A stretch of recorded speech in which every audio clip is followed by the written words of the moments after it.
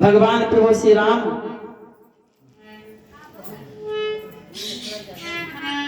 हाँ कहानी चल रही थी। महाराज अकबर ने पूछा लड़की से कि भगवान तुम्हारे कहाँ रहते हैं। उसने बता दिया जिस प्रकार दूध में घी रहता है उसी प्रकार भगवान सब जगह व्याप्त हैं, दिखाई नहीं देते। तो महाराज अकबर बोले ठीक है, लेकिन तुम्हारे भगवान करते क्या हैं? तो लड़की कहने लगी महाराज ये बताओ, आप गुरु बन के पूछ रहे हो या शिष्य बन के? अगर गुरु हो तो पूछ नहीं सकते, और अगर आप शिष्य हो तो गुरु नीचे खड़ा है और शिष्य सिंहासन पे बैठा है, ये शोभा नहीं देता महाराज। अगर आप हमसे पूछना चाहते हो तो सिंहासन छोड़ दो और नीचे आ जाओ। महाराज अकबर ने सिंहासन छोड़ दिया और नीचे आ गए, और जैसे ही नीचे आए लड़की ने क्या किया, लड़की वहां से चलती है और जाकर के सिंहासन पे बैठ गई और कहने लगी महाराज आप पूछिए क्या पूछना है आपको। महाराज अकबर बोले तुम्हारा भगवान क्या करता है? कहने लगी लड़की महाराज अब भी आपको दिखाई नहीं देता, हमारा भगवान क्या करता है? हमारा भगवान यही करता है, राजा को रंक बना देता है और रंक को राजा बना देता है। आज सिंहासन पर मैं बैठी हूं, राजा मैं हूं, बताओ तो तुम्हें जेल में डलवा दूं या बताओ राज्य से निकाल दूं, बताओ फांसी पे चढ़वा दूं, क्या करूं? महाराज अकबर ने हाथ जोड़े उस लड़की को और कहा तुम मेरी गुरु हो और मैं शिष्य हूं। सत्य बात है, भगवान राजा को रंक बनाते हैं और रंक को राजा बना देते हैं। इसलिए वाल्मीकि जी से पूछने लगे भगवान कि हे ऋषिवर हम कहाँ रहें? तो वाल्मीकि जी कहने लगे कि हे प्रभु हम कहाँ बताएं, आप कहाँ नहीं हो, आप तो हर जगह व्याप्त हैं। ऐसी कौन सी जगह है जहां पर आपका वास नहीं है? भगवान कहने लगे हे ऋषिवर हम जिस प्रकार पूछ रहे हैं आप उसी प्रकार हमें उत्तर दीजिए। वाल्मीकि जी कहने लगे अगर मनुष्य की भांति पूछ रहे हो तो जाओ हे राम, यहाँ से यमुना के पार आप जब जाओगे तो वहां चित्रकूट नाम की जगह है, वहां पर आप जाकर निवास कीजिए। भगवान प्रभु श्री राम निषाद राज के साथ चल देते हैं और निषाद राज भगवान प्रभु श्री राम को मैया यमुना पार करवा देते हैं। भगवान प्रभु श्री राम तो चले जाते हैं उधर। इधर निषाद राज जब वापस हुए, वापस आकर के उधर भगवान प्रभु श्री राम चित्रकूट पहुंच गए कि चित्रकूट में बन गया सुंदर परण के।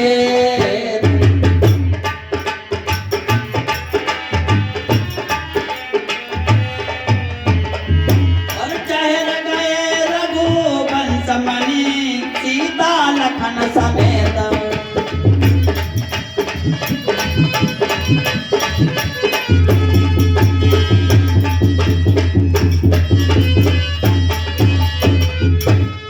चित्रकूट में भगवान रहने लगे मैया सीता और लक्ष्मण के साथ। इधर जब निषाद राज आए हैं वापस और आकर के देखा क्या कि सुमंत्र अभी वहीं पर खड़े हुए हैं। सुमंत्र वापस अयोध्या नहीं गए कि फिर वो निषाद प्रभु ही पहुंचाई और सचिव रहित रत देखो आई। राम राम सिया लखन पुकारी प्रभु धरन तल व्याकुल भारी। बार बार राम राम कहकर पृथ्वी पर गिर जाते हैं निषाद राज और फिर उठते हैं, फिर पृथ्वी पर गिर जाते हैं। और घोड़ों का पता क्या हाल है कि नहीं तेन चरहि न पियहि जल मोचन लोचन भारी। व्याकुल भयो निषाद गण रघुबर बाज निहार।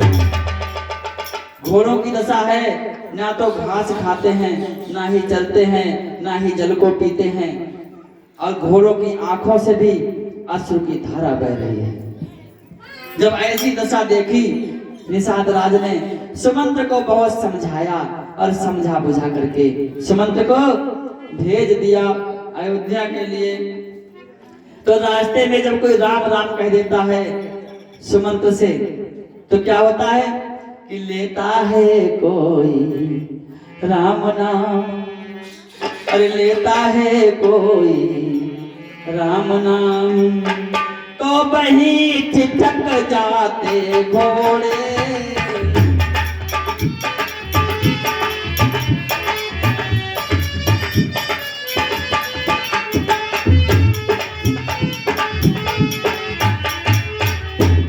और लेता है कोई राम नाम, तो वहीं ठिठक जाते घोड़े। और पीछे को मुड़ कर बार बार जट झिझक अटक जाते घोड़े।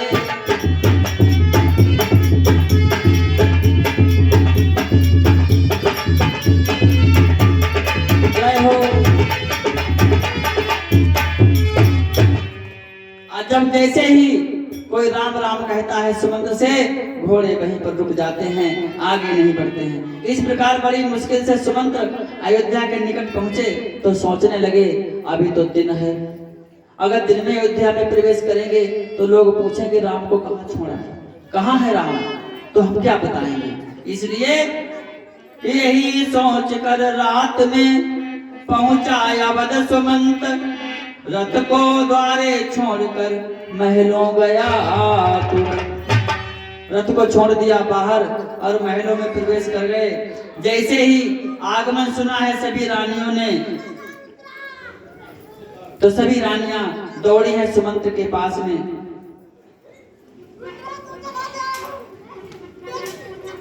जब राजा को देखा,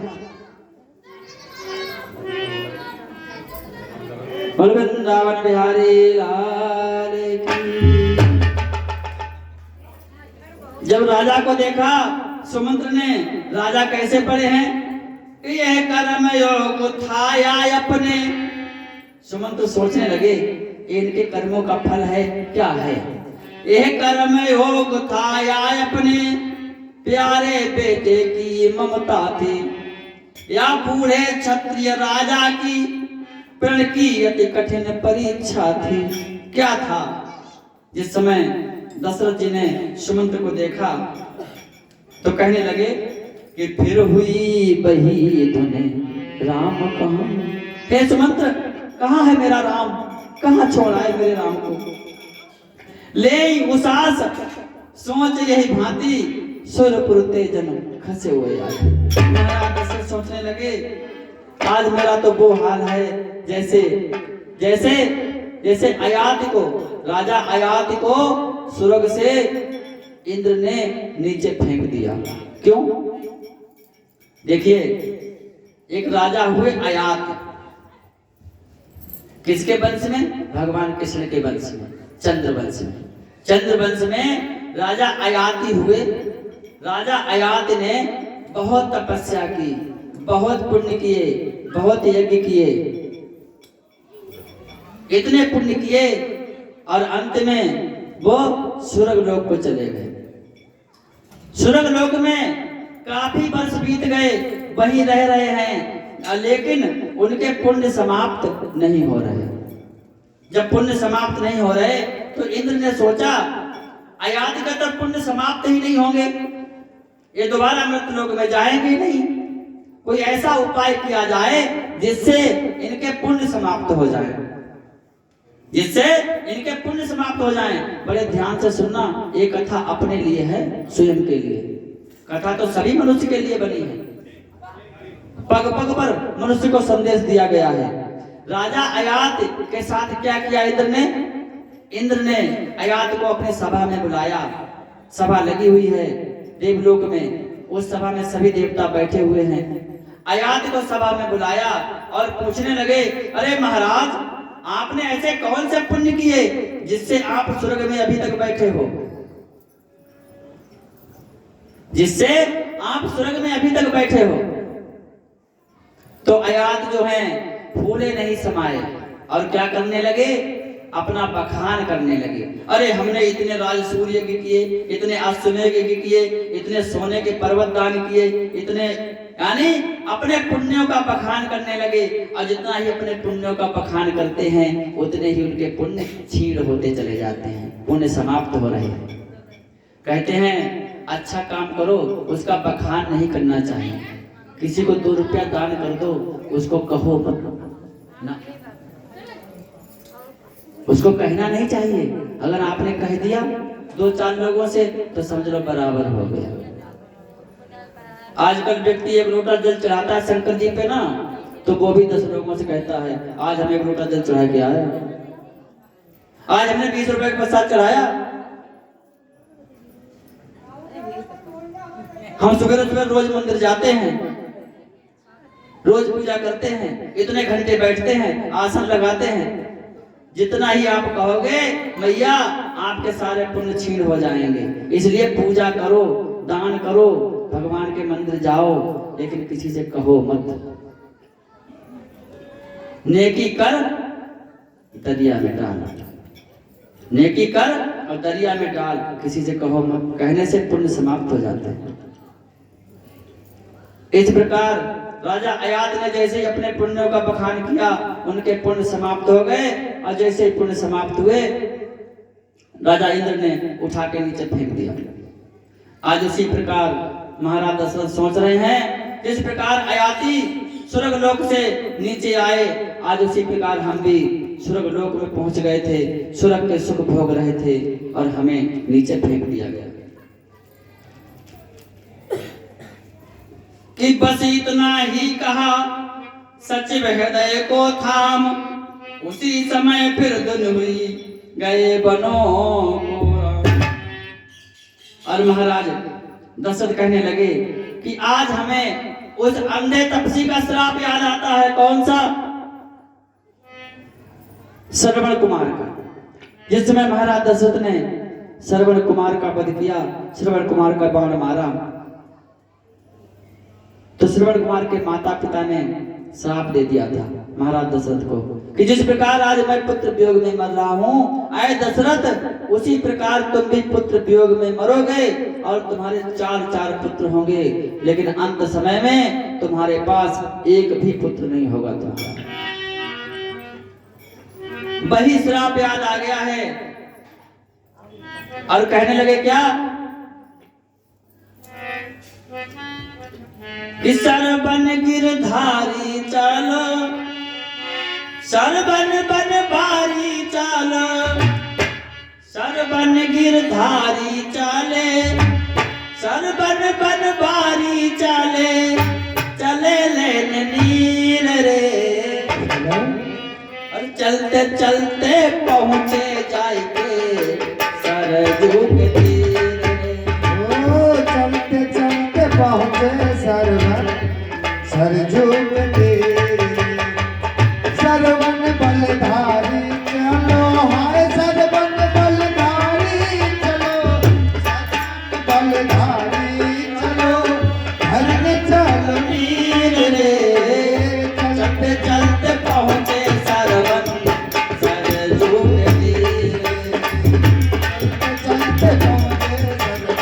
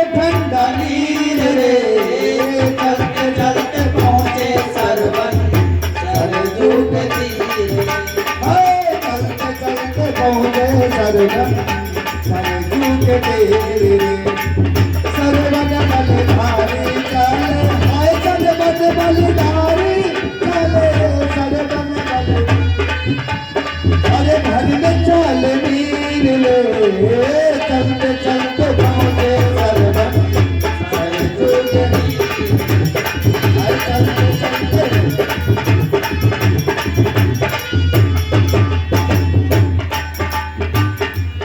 मंडल लाइके सर्वन सरन बोले मेरे रे उस समय कसरत बैरी का कर से छूटा तीर रे हाथ मंडल लाइके सर्वन सरन बोले मेरे रे उस समय कसरत बैरी का कर से छूटा तीर रे आए मिर्गा के धोखे मारो मिर्गा के धोखे मारो मिर्गा के धोखे मारो सरवन के तीर रे चलते चलते पहुंचे सरवन सरजू के तीर चलते चलते पहुंचे सरवन सरजू के तीर सरवन बलधारी चलो सरवन बलधारी चलो घर में चलो नीर रे चलते चलते पहुंचे सरवन सरजू के तीर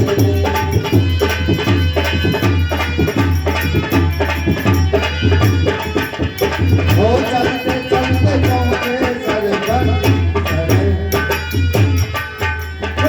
लगा तीर जब बाई कोख में हाय हाय चिल्लाए रे बेटा चुट कर मात पिता को हो गए अंतर जान रे लगा तीर जब बाई कोख में हाय हाय चिल्लाए रे बेटा चुट कर मात पिता को हो गए अंतर जान रे हाय छुपाए से छुपती नहीं घटाए से घटती नहीं मिटाए से मिटती नहीं ये गजकी लकीर रे चलते चलते पहुंचे सरवन सरजू के तीर रे चलते चलते पहुंचे सरवन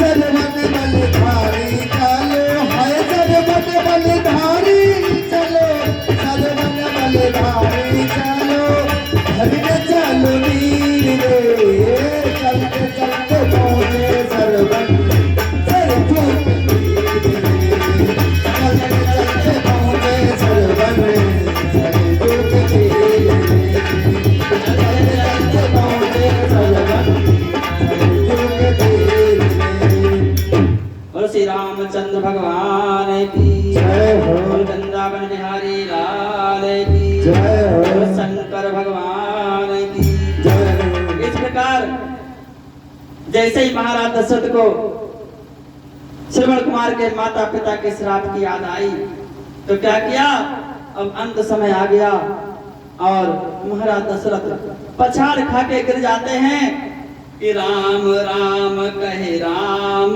कहे राम राम कहे राम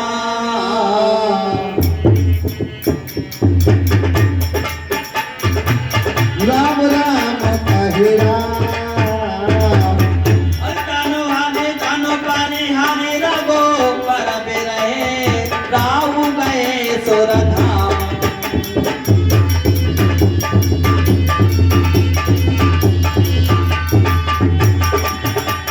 जय हो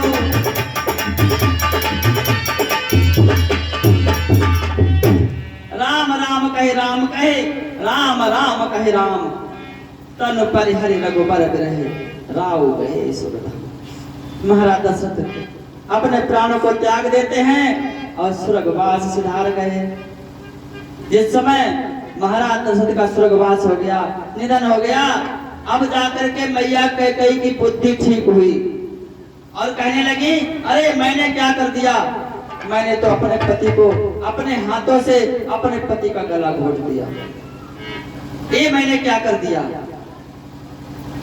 तो मैया सुमित्रा कहने लगी, और मैया कौशल्या कहने लगी, हे बहन, इसमें तुम्हारा कोई दोष नहीं है, ये तो सब समय का खेल है। समय जैसा जिसको चलाता है वो उसी प्रकार चलता है, इसलिए इसमें किसी का कोई दोष नहीं है। उसी समय वहां पर वशिष्ठ ऋषि आ जाते हैं और गुरु वशिष्ठ आकर के तब वशिष्ठ मुनि समय सम कही अनेक इतिहास और शोक निवारो सब ही कर निज विज्ञान प्रकाश।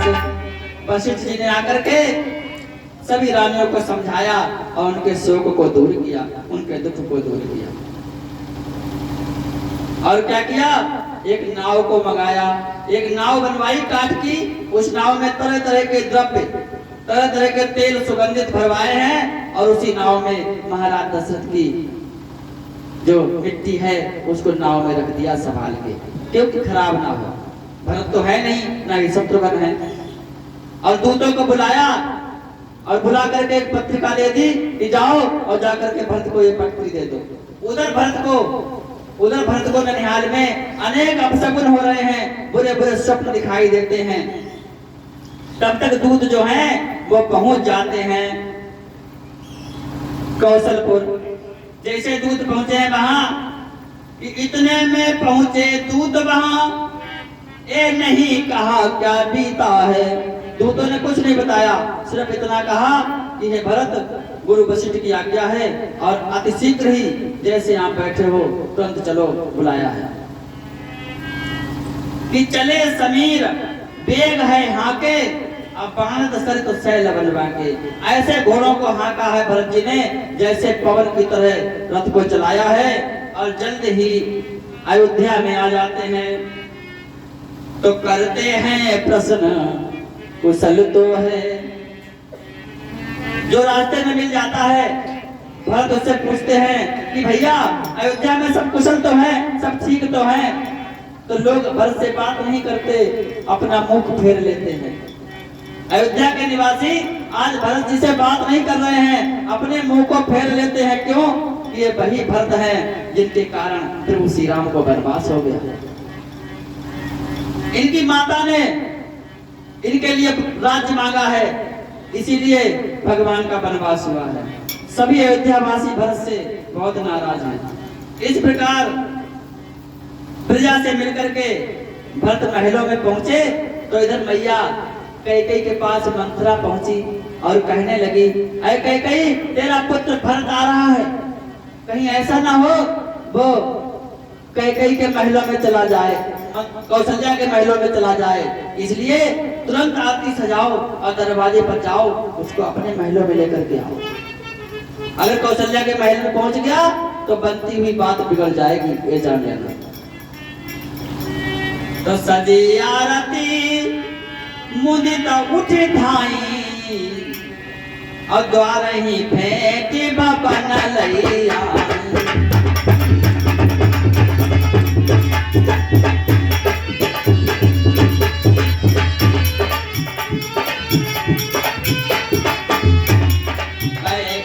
हरसता है यही भांति मन हो मुदित बलाई गिराते।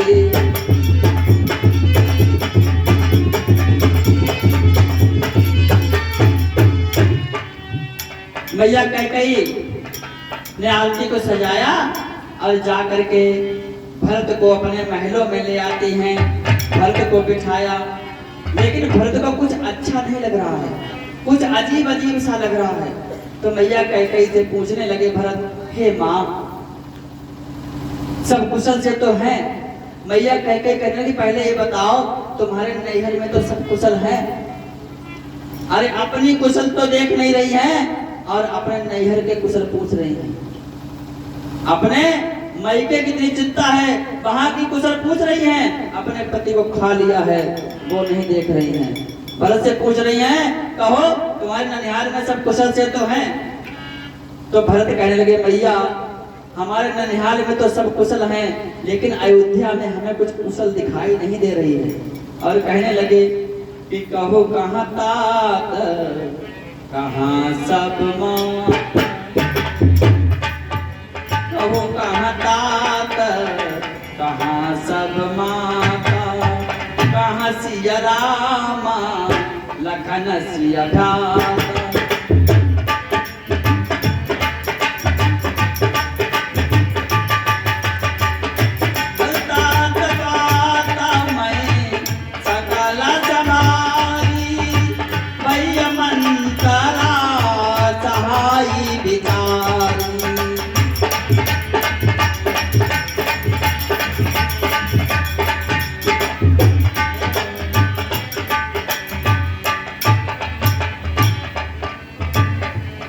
मैया कैसे पूछते हैं भरत, कहो कहाँ तात, कहाँ सब माता, और कहाँ सिया राम, लखन प्रिय भ्राता। हे मैया, हमें भैया राम नहीं दिखाई दे रहे, हमारे पिता कहाँ हैं, तात कहाँ हैं, और कहाँ मैया सीता हैं, कहाँ हमारा प्यारा भाई लक्ष्मण है। तो मैया कहने लगी कि तात बात में सकल संभारी। हे भरत, हमने सब बात बना ली, सब बात को हमने संभाल लिया, लेकिन थोड़ा सा गड़बड़ हो गया, थोड़ी बात बिगड़ गई। क्या कि कछुक काज विधि बीच बिगारे, और भूपति सुरपुर पगुधारे। हे भरत, हमने सब बात बना ली, लेकिन थोड़ी सी बात बिगड़ गई। क्या? तुम्हारे पिता जो हैं वो सुरपुर सिधार गए, स्वर्ग लोग चले गए। जैसे ही पिता का मरना सुना है कि तात तात हा तात पुकारी, और पर वो में तल व्याकुल भारी, पृथ्वी पर गिर जाते हैं। भरत संभल करके उठे और कहने लगे, हे मैया, हमारे पिता ने अपने प्राणों को क्यों त्याग दिया? वो तो अच्छे खासे थे, उन्हें कोई रोग भी नहीं था, कोई कष्ट भी नहीं था।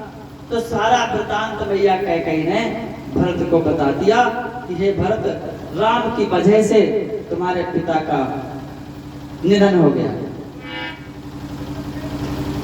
और जैसे ही भगवान राम का वन को जाना सुना है भरत ने कि भरत ही बिसरे ओ पितु मरन, भरत ही बिसरे ओ पितु मरन, सुनत राम बन गौन, हे तू अपन को जान जिया, थकत रहे धर्मों। जैसे ही भगवान प्रभु श्री राम का बन जाना सुना है भरत जी ने, तो पिता का मरना भूल गए। ये भूल गए कि पिता हमारे मर चुके हैं, और भगवान राम के वियोग में इतना पागल हो गए कि अपने पिता का मरना भूल गए। क्यों? अपने आप को काम जान लिया है कि सबका कारण मैं हूं। अगर आज मैं नहीं होता तो भैया राम को वनवास नहीं होता और हमारे पिता का निधन नहीं होता। इस प्रकार भरत बहुत व्याकुल हैं। कैकेयी कहती हैं कि हे पुत्र, तुम्हारे पिता की मृत्यु सोचने योग्य नहीं है, अब सोचो मत, और ना ही राम के वनवास को सोचो। मुकुट को अपने सिर पे धारण करो और राज्य संभालने की तैयारी करो। भरत कहने लगे, अरे माँ, मुझे नहीं लगता है कि तू मेरी वो माँ है, मुझे नहीं लगता है कि तू मेरी वो कैकेयी माँ है, तू मेरी वो कैकेयी माँ नहीं है। जिसको मैं छोड़ के गया था वो माँ नहीं है। और कहने लगे क्या कि धीरज धारी भारी देहा उषा आशा, और पापी निसाबाही भांति कुल नासा।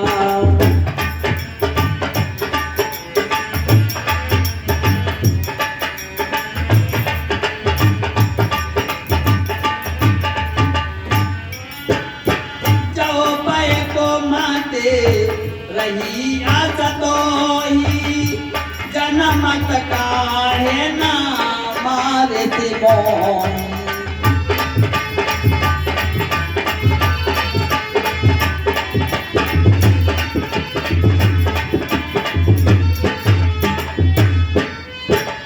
बोलो श्री रामचंद्र भगवान की।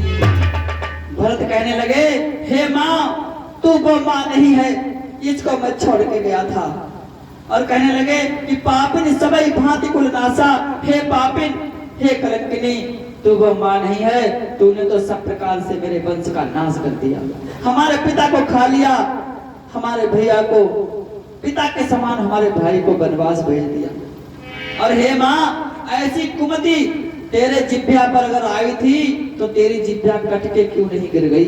तेरी जीभ को तो उसी समय कट जाना चाहिए। और कहने लगे कि हंस बंस दशरथ जनक राम लखन से भाई, और जननी तू जननी भई विदिशो कहा बसा। हे मां, जननी तू जननी भई, हे मां, तू तो अपनी मां की भी मां हो गई। भरत जी कहने लगे, हे मैया, आज तक तू अपनी माँ की भी माँ हो गई, कैसे? अच्छा, कैकेयी की माँ कैसी थी? कैकेयी की माँ ने भी अपनी पति के एक बार प्राण लेने चाहे, लेकिन ले नहीं पाई। कैकेयी की माँ ने भी अपने पति के प्राण लेने चाहे एक बार, कैसे? कैकेयी के पिता थे राजा अश्वपति। कैकेयी के पिता थे कौन? राजा अश्वपति। और राजा अश्वपति जानवरों की भाषा जानते थे। एक दिन क्या हुआ, राजा अश्वपति अपने चौका में बैठ के भोजन कर रहे थे। तब तक क्या देखा, एक चींटा और एक चींटी चौका के पास में आ गए। तो चींटा कहने लगा चींटी से कि सुनो, महाराज भोजन कर रहे हैं ना, और तुम जाओ, वो चावल का टुकड़ा पड़ा है, उस चावल के दाने को उठा के ले आओ, हम खा लेंगे, हमें भूख लगी है। चींटी कहने लगी, आपको शर्म नहीं आती? हम स्त्री और आप पुरुष हो, आप हमारी कमाई खाओगे, हम आपको ले आकर के देंगे कमा करके, तब आप भोजन करोगे। अगर कोई देखेगा, इस बात को सुनेगा तो कितना हंसेगा। चींटा कहने लगा, अगर हमारी तुम्हारी बात कोई सुनेगा और अगर हंसेगा, अगर किसी से कहेगा तो वो पत्थर का बन जाएगा। जब इतनी बात सुनी राजा अश्वपति ने, राजा अश्वपति को हंसी आ गई, हंस दिए। जब हंस दिए तो चौका में रानी बैठी थी। रानी ने कहा, महाराज हंसे क्यों? तो महाराज कहने लगे, कुछ नहीं, ऐसे ही हंसी आ गई। बोली, ना महाराज, कुछ तो बात जरूर है जो आप हंसे। और चींटा ने कहा था कि हमारी तुम्हारी बात जो किसी से कहेगा तो पत्थर का बन जाएगा। महाराज बोले, नहीं, ऐसे ही हंसी आ गई, ऐसे ही हंस दिए। मन किया हंसने का। महारानी कहने की, नहीं, कोई बात तो जरूर है महाराज, तभी तो आप हंसे, और बताओ जरूर बात क्या है। महाराज ने जब जाना, अबे मानेगी नहीं, तो कहने लगे, देखो महारानी, अगर हम आपको बताएंगे तो हम पत्थर के हो जाएंगे। महारानी बोली, महाराज, आप चाहे पत्थर के हो चाहे सोने के, हमें बताओ जरूर आप हंसे के। कहते हैं 3 हट बहुत खराब होते हैं, राजहट, त्रिया हट और बाल हट। अगर राजा हट कर जाए तो फिर उसको कौन समझाएगा? प्रजा के बस की बात तो है नहीं। अगर मोदी जी हट कर जाएं तो उनको कौन समझाने वाला भैया है? अगर राजा हट कर गया उसको कौन समझाएगा? राज पता किसने किया था? राज हट किया था हिरण्यकश्यप ने कि मैं भगवान हूं, मैं ईश्वर हूं, प्राण दे दिए लेकिन अपने हट को नहीं छोड़ा। त्रिया हट पता किसने किया? मैया कैकेयी ने अपने हट की वजह से अपने पति के प्राण ले लिए, त्रिया हट। और बाल हट किया था भगवान कन्हैया ने कि मैया मैं तो चंद्र खिलौना ले लूं। तो मैया यशोदा ने भगवान को पानी में चंद्रमा को उतारा था, थाली में पानी रख दिया, उसमें चंद्रमा की छवि दिखाई कि देखो बेटे ये चंद्रमा है। तब जाके भगवान कृष्ण माने थे। आज हट कर जाती हैं मैया कैकेयी की माता जी, राजा अश्वपति की पत्नी, महाराज पत्थर के हो जाओ चाहे मोम के बनो, लेकिन हमें बताओ जरूर आप हंसे क्यों? तो राजा अश्वपति सोचने लगे, अगर बताना ही है, मरना ही है, जब पत्थर का होना है तो यहाँ क्यों बने? चलो गंगा जी में धार में खड़े होंगे, उसी समय बताएंगे। तो गंगा जी की धार में खड़े होकर के बता देंगे तो वहीं पत्थर बन जाएंगे, कोई बात नहीं।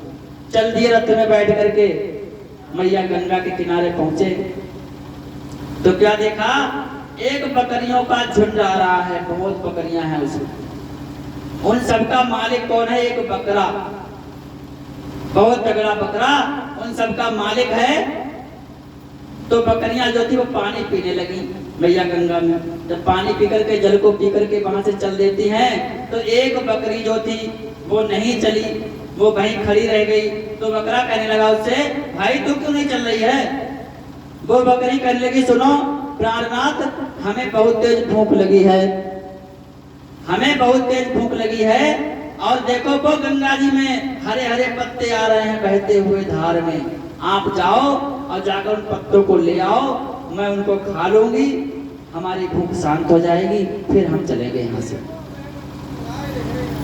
बकरा दौड़ा है और दौड़ के 2-4 घुटेली मारी बकरी के। कहते मार के आगे भूत भागते हैं। बकरी तुरंत चल दी वहां से। और बकरा बोला, तूने क्या मुझे राजा अश्वपति समझ रखा है? बकरी से बोला, तूने क्या मुझे राजा अश्वपति समझ रखा है, जो एक स्त्री के कहने से पत्थर होने के लिए जा रहा है? महाराज सोचने लगे, अरे बड़ी विचित्र बात है, हमारी बात तो पशु पक्षी भी जान गए कि हम स्त्री के कहने से पत्थर होने के लिए जा रहे हैं। तुरंत महाराज ने क्या किया, बकरा ने समझा दिया महाराज क्या करना है। जैसे हमने अपने इस बकरी को हटाया, यहाँ से भगाया, आप भी यही काम करो। महाराज ने तुरंत वही चापो खींच लिया, घोड़ा हाँकने वाला, और गंगा जी पे शुरू हो गए, महारानी जी पे। जहाँ 10-12 चापू पड़े, महारानी कहने लगी, महाराज बस अब नहीं पूछेंगे, हमें नहीं पूछना है कि आप क्यों हंसे। इस प्रकार आज कह रहे हैं भरत कि जननी तू जननी भई, विदिशो कहा बसाए। हे माँ, तू तो अपनी माँ की भी माँ हो गई। तेरी माँ ने तो अपने पति को छोड़ दिया, लेकिन तूने अपने पति को नहीं छोड़ा, प्राण ले लिए। इस प्रकार उसी समय क्या हुआ, वहां पे मंथरा आ जाती है और शत्रुघ्न ने एक लात मंथरा के कुंभड़ पे मारी, मंथरा मुंह भरा कर पड़ी। भरत ने मंथरा को छुड़ा दिया। कहने लगे, हे शत्रुघ्न, अगर भैया को पता चलेगा कि हमने एक स्त्री पे हाथ उठाया है, तो हमारे भैया हमें कभी क्षमा नहीं करेंगे। वहां से चलकर भरत मैया कौशल्या के पास पहुंचे और आगे की कथा हम शाम को सुनाए, आरती चलाए। बोलो शंकर भगवान की।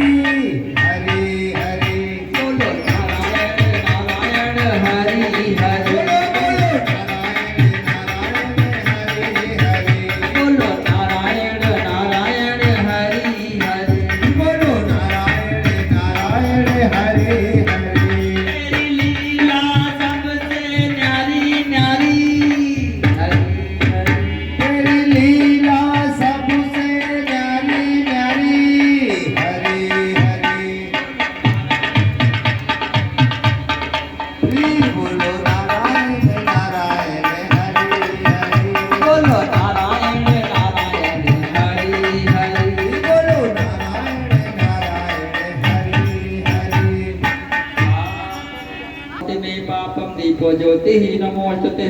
शुभं करोतु कल्याणं आरोग्यं सुख संपदां शत्रुबुद्धि विनाशश्च दीपो ज्योतिः नमोस्तुते। ओम कदली गर्भ संभूतं कर्पूरं चाभिलिप्तं आर्तिक्यं महं कुरुवे पश्चिमां वरदाः। बोलो कृष्ण कन्हैया लाल की जय। आरती श्री रामायण जी की। आरती श्री कीरत कलित ललित सिया पीकी।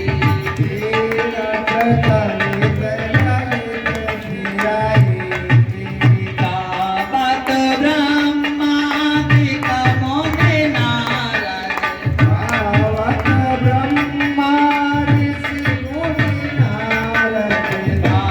वाल्मीकि विज्ञान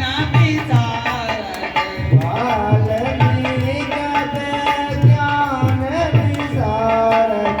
धरण पवन सुत कीरत निधि।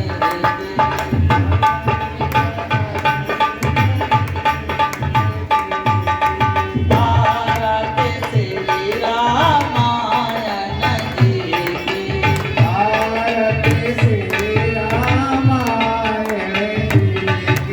कीरत कलित ललित सिया पीकी।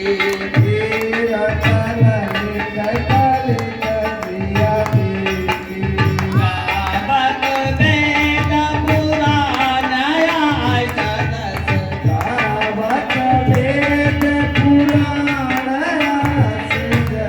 चाहु सान जप ग्रंथन घोरस।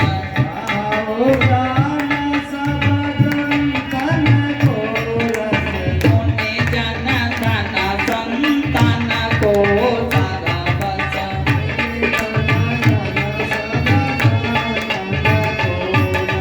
सारयंस चमक सबहि।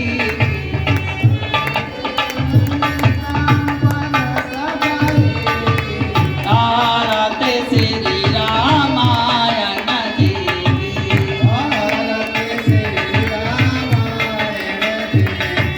कीरत कलित ललित सिया पीकी।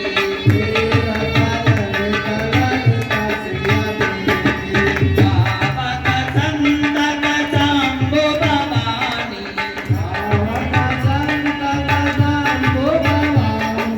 यरुगत संभव मुनि विज्ञानी। व्यासयादि कवि बरज बखानी। माघ कुसुंड करुण केहि।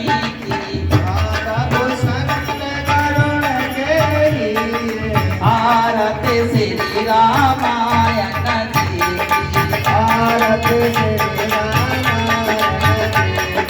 कीरत कलित ललित सिया पीकी।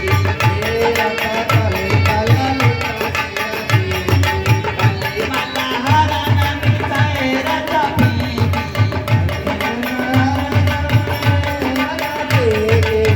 भगति गार मुक्ति जुबती की। चलन रोग पम मोरिया पीकी। मात मात सब विधि तुलसी की। आरती श्री रामायण जी की।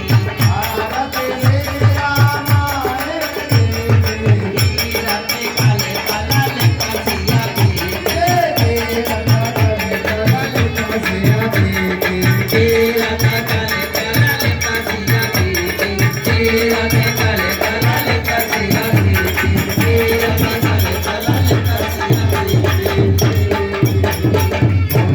बोलो श्री रामचंद्र भगवान की। भैया की। भरत भैया की। लक्ष्मण भैया की। शत्रुघ्न भैया की। तीनों माताओं की। श्री दशरथ महाराज की। वशिष्ठ भगवान की। शंकर भगवान की। हनुमान की। दुर्गे माता की। सभी देवी देवताओं की। समाज की। ब्रह्म समाज की। अपने अपने गुरुदेव भगवान की। अपने अपने माता और पिता की। सभी जनता जनार्दन की।